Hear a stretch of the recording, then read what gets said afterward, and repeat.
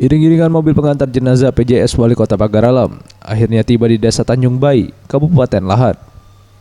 Jenazah almarhum dibawa ke kampung kelahirannya untuk dimakamkan.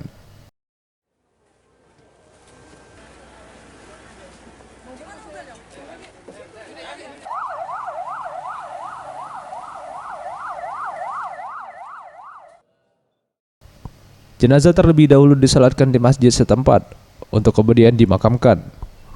Ratusan orang yang terdiri dari pejabat, keluarga, dan masyarakat turut mengantarkan almarhum ke liang lahat.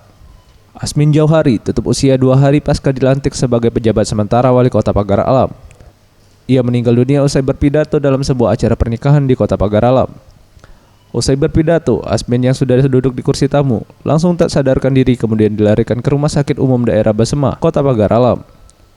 Sekretaris Daerah Kota Pagar Alam, Sarifuddin mengatakan, untuk sementara waktu, tugas dan roda pemerintahan akan diemban olehnya, sembari menunggu keputusan dari Menteri Dalam Negeri dan Gubernur Sumatera Selatan.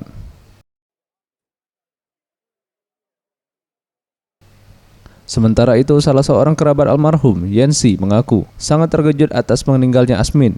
Semasa hidup, almarhum dikenal sebagai sosok yang ramah dan dermawan. Pejabatnya itu rencana dari Bapak Gubernur, dan kami masih ketemu di acara penyerahan tersebut.